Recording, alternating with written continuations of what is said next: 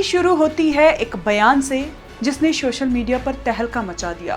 कथावाचक प्रदीप मिश्रा ने अपने प्रवचन के दौरान कहा था कि अगर महिला की नाभि दिखेगी तो वह सुरक्षित नहीं है, लेकिन अगर नाभि ढकी रहेगी तो वह सुरक्षित रहेगी। बस इतना कहना था कि लोगों ने इसे महिलाओं की आज़ादी पर हमला मान लिया और बहस शुरू कर दी गई।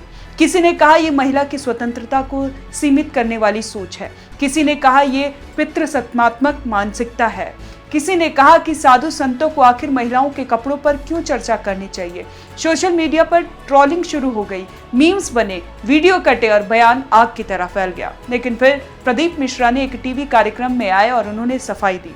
उन्होंने कहा कि उनका इरादा किसी महिला की स्वतंत्रता को सीमित करना नहीं था। उन्होंने इसे तुलसी की क्यारी की कथा से जोड़कर समझाया। बोले, जब किसी पौधे की जड़ मिट्टी से अलग हो जाती है तो पौधा सूख जाता है, वैसे ही इंसान की जननी की जड़ नाभि है। अगर ये ढकी रहेगी तो जीवन में उन्नति होगी, नारी भी सुरक्षित रहेगी। यानी उन्होंने इसे प्रतीकात्मक रूप में बताया, न किसी पर थोपने वाली हिदायत। साफ शब्दों में बोले, किसी को ठेस पहुंचाना मेरा मकसद नहीं था, बल्कि भारतीय संस्कृति और वस्त्रों के किसी को ठेस पहुंचाना मेरा मकसद नहीं था, बल्कि भारतीय संस्कृति और वस्त्रों के महत्व को समझाना था।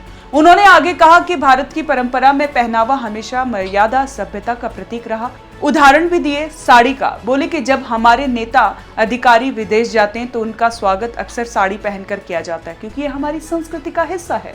उन्होंने महिलाओं से अपील भी की कि वे ऐसे वस्त्र पहने जो समाज को प्रेरणा दे, लेकिन साथ ही ये भी जोड़ा कि हर किसी को अपने विवेक से निर्णय लेना चाहिए उसे क्या पहनना है। यानी दोहरी बात, एक तरफ संस्कृति की मर्यादा का हवाला, दूसरी तरफ विकल्पी स्वतंत्रता का जिक्र। अब यहाँ सवाल है कि आखिर साधु संत बार बार महिलाओं के पहनावे और आचरणों पर क्यों टिप्पणी करते हैं? क्या उनकी भूमिका सिर्फ ये तय करना रह गई है कि महिला कौन से कपड़े पहने?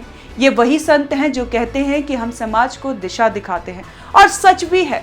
भारतीय समाज में साधु संतों को हमेशा से मार्गदर्शक माना गया है, लेकिन जब ये संत अपनी कथाओं प्रवचनों में बार बार महिलाओं के शरीर, उनकी नाभि, उसके कपड़े, उसके आचरण पर प्रवचन देने लगते हैं तो समाज सवाल पूछता है। लोग कहते हैं कि अगर दिशा दिखानी है तो भ्रष्टाचार, अपराध, हिंसा और जातिवाद पर दीजिए, महिलाओं के कपड़ों पर क्यों अटक जाते हैं? सवाल ये भी है कि क्या महिलाएं सिर्फ वस्त्रों से सुरक्षित होंगी? अगर कोई महिला साड़ी पहने, सिर ढके, मर्यादा में रहे तो क्या गारंटी है कि समाज उसे सम्मान देगा? इतिहास गवाह है कि महिलाएं चाहे किसी भी परिधान में हो, उन्हें उत्पीड़न का सामना करना पड़ता है। तो क्या असली मुद्दा कपड़े हैं या सोच? ये वही बिंदु है जहाँ लोगों को साधु संतों से दिक्कत होती है। प्रदीप मिश्रा ने कहा कि उनका मकसद सिर्फ ये समझाना था कि परिधान हमारी संस्कृति का हिस्सा है, लेकिन आलोचकों का कहना है कि संस्कृति का मतलब सिर्फ कपड़े नहीं होते। संस्कृति का मतलब होता है सोच, समानता, आदर और स्वतंत्रता। अगर संत सिर्फ कपड़ों को ही मर्यादा का पैमाना मानेंगे तो फिर महिलाओं को बराबरी कैसे मिलेगी? और यही वजह है कि जब जब कोई संत महिला परिधान को लेकर टिप्पणी करता है तो सोशल मीडिया पर हंगामा हो जाता है। लोग ये भी पूछते हैं कि पुरुषों पर ऐसी टिप्पणियां क्यों नहीं होती। किसी संत ने कब कहा कि पुरुष अगर जीन्स पहनेंगे तो असुरक्षित हो जाएंगे? क्यों हमेशा औरतों को ही मर्यादा और संस्कृति का प्रतीक बनाया जाता है?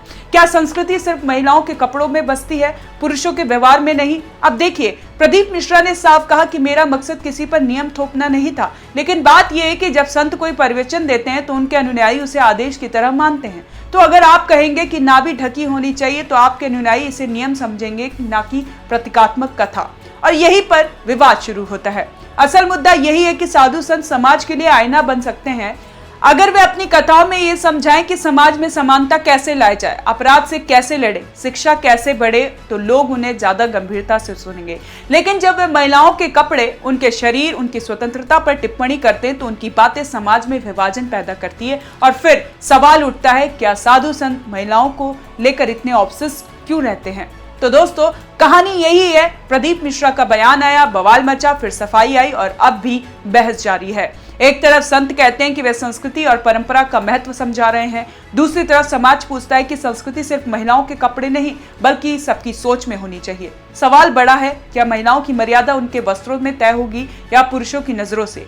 यही है असली बहस और यही है वह बिंदु जहां साधु संतों को अपना आईना देखना चाहिए।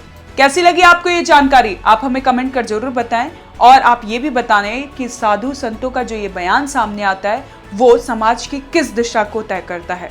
तो देखते रहें गली न्यूज़।